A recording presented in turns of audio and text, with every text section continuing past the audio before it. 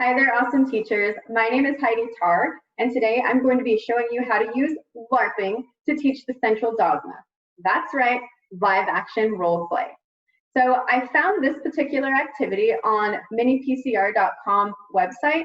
They have several different LARPing activities that are awesome to teach kids those hard to grasp concepts that are also very difficult to visualize. So when I go onto the website, if you click on their LARPing activities, which I'll show you later on in this video, you'll be sent to a place where there are cards that you can print out. And so I want to show you all of the props that I'm going to be using today for our LARPing explanation.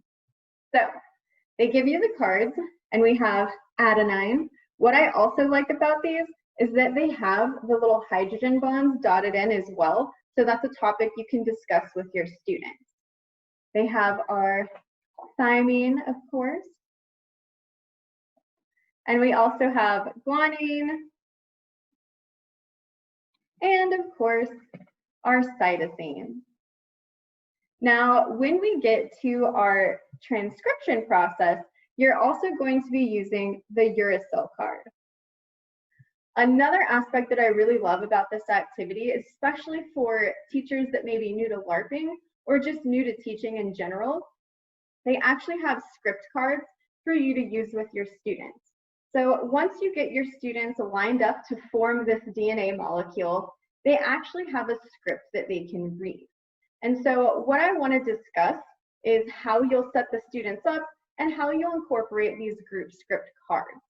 So I'm going to read this card to you real quick so you get an idea of how detailed this activity can be in your own classroom.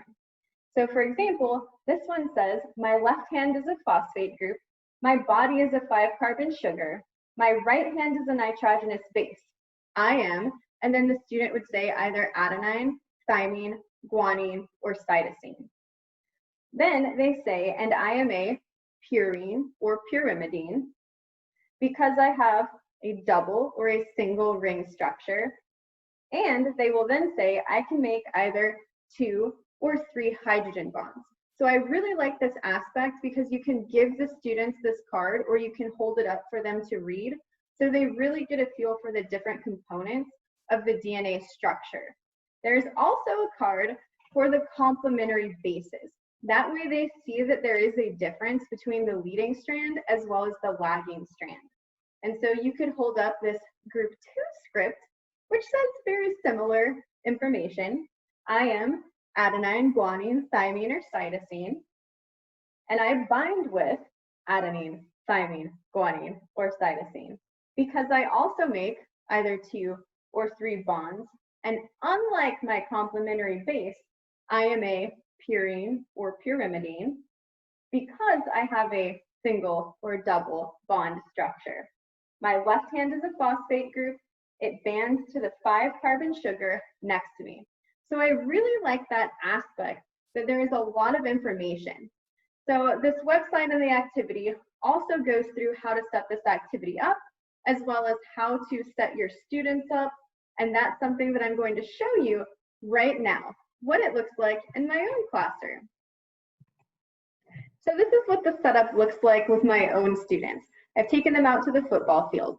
Before that, however, in my classroom, I've really spoken to them about what those cards mean, how they're going to be standing, and I've also read through those 2 script cards with them, so they also get a feel for what they're going to be saying.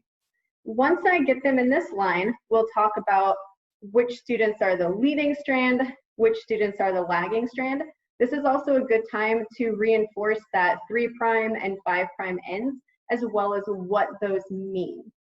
So the students will stand, they'll base pair, and each of those students I will come to and have them read that script card. I might ask them a couple of questions to make sure that they really understand what they're doing and they're not just excited to be out of the classroom holding something in their hand.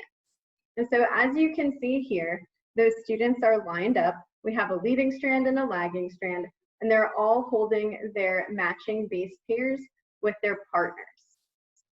So if you look at this one, it shows you a little bit more detail of how those cards are held. Now, what I also like about this activity is that it differentiates between purines and pyrimidines.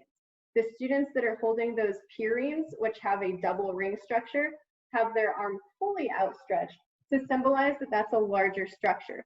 Whereas the students that are holding the pyrimidines, or the thymines and the cytosines, they're having their arms that are pretty much at that right angle to show that that's a single ring structure. So next, I'm going to show you a video of what this looks like in my classroom. I would like you to pay very close attention to how extremely excited the helicase molecule is. And so as something that's really fun for this activity, I will typically designate a helicase molecule or enzyme. And I talk to them a little bit about that, about what it does and that it breaks the hydrogen bonds. And so I will give usually a very enthusiastic student a card that says DNA helicase. I also always like to emphasize the ACE, which is why I had that underlined on the RNA polymerase card, to establish the fact that that's an enzyme that's going to be doing a job. And so this next little clip is about a very excited helicase enzyme splitting apart those hydrogen bonds.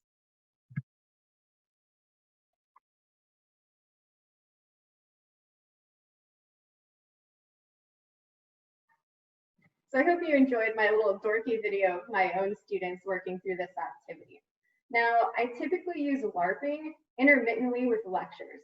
So for this one, I would have already lectured about the structure of DNA and RNA, as well as DNA replication. At that point, I'd kind of take a pause, and then we'd go outside and do this portion of it.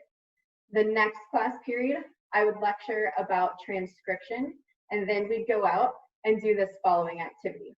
So I like to mix a little bit of lecture and then live action role play. So for the next portion, or the transcription portion, you'll have a couple of different props. So just like the kids were holding their cards, they'll still have those nitrogenous bases. At this point, I will also have students that are assigned that uracil card. I will also give students a couple of other roles. So I will write RNA polymerase on a card, and we'll talk a little bit about what RNA polymerase does in that reaction of transcription. We are also going to have kids that are designated as introns, and we will also have students that are designated as exons. Another student is also going to play the role of a spliceosome. Now, for these portions, you do have to have a little bit more background about which each of these roles are playing and how those kids can demo the roles. So when I talk about this, we'll talk about our RNA polymerase, and I'll talk to the students about how that's going to put those complementary base pairs to the DNA strand, creating that messenger RNA strand. And so I will physically have the student that is holding the RNA polymerase card physically move one student to pair. And so they will physically create that messenger RNA strand as it's going along. So they're literally going to be taking students that are holding those adenine, guanine, cytosine, and uracil cards and putting them in place. So at this point, I have a conversation and I talk to the students about what exons and introns are. And I always like to say that introns are going to stay inside of the nucleus, and exons are the portions of that messenger RNA strand that get to exit or leave the nucleus. And so in this portion, I also take a big piece of yarn. You could use any type of string that you want. You could even draw a giant chalk circle. And I designate that as the nucleus. And so all of those students are standing in there, so they understand that all of this is going on in the nucleus in eukaryotic cells. So at this point, we've also had the conversation about the differences in prokaryotic and eukaryotic cells and the differences in transcription between those two. So in prokaryotic cells, they lack a nucleus, and transcription and translation are occurring simultaneously. In eukaryotic cells, transcription and translation are separated, and that's what this activity is focusing in on. So next, I will actually have kids use the following prompts. So once that messenger RNA strand is created, I talk to the students about there has to be some kind of keys and a way that that can actually exit the nucleus. And so I talk about the poly A tail as well as the G cap. And so I have made some really weird props for my students to work with. So I discuss with them that the poly A tail is put onto the 3' end, and it is a series of thousands of adenines. And so what I have done is I've incorporated a fish flop. Yes, I stole this from my husband because it has a tail. And I have literally tied together little ping pong balls that have A's on them for my poly A tail. So you can see those there. I have my little A's. And then it has a little tail at the end. So I will have one student at that 3' end of our strand actually holding the poly A tail. Another student gets to wear the G cap, which of course they really like. So I have just put a little card that says G on a cap. And so we talk about this being on the 5' end, and it's going to be a modified guanine. And so we have our poly A tail and our G cap. And these are going to be placed, or these students are placed at the end of that strand. Now, I have the students holding up their exons and introns. So I will give students cards that say exon as well as intron. And those establish which students are exons and which students are introns. Next, I will give a student this card, this spliceosome, because I then talk a little bit about how, well, we have these exons and we have these introns. We have our poly A tail, we have our G cap, but how do those exons get out of the nucleus and the introns stay in the nucleus? And so I'll have a student holding the spliceosome card that will go to the students who are holding the intron cards.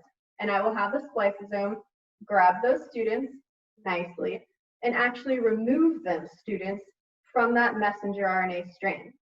If you want, you can then have another student who may have a card that says ligase, join the exons together. And at this point, I talk about how that poly A tail, as well as the G cap, are basically keys in order for that processed messenger RNA strand to now exit the nucleus.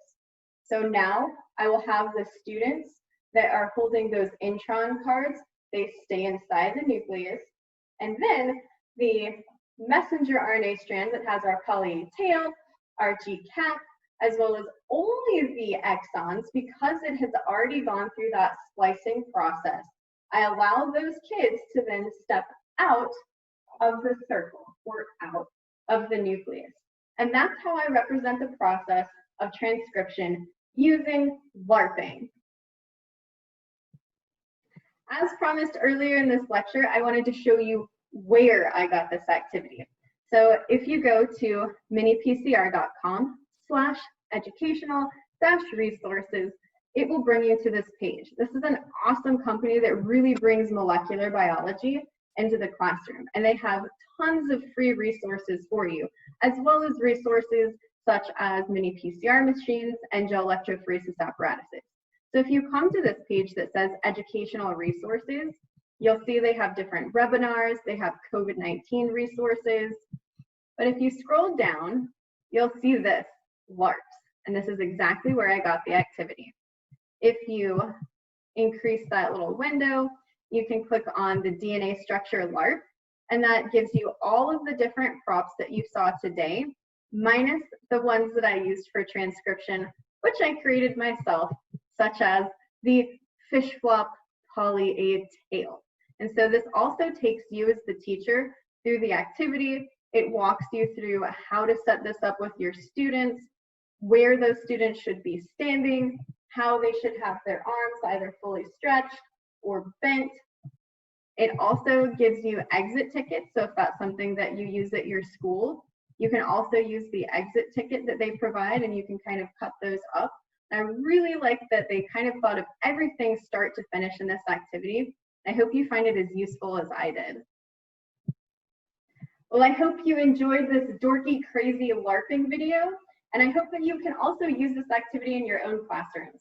So I will leave you with this.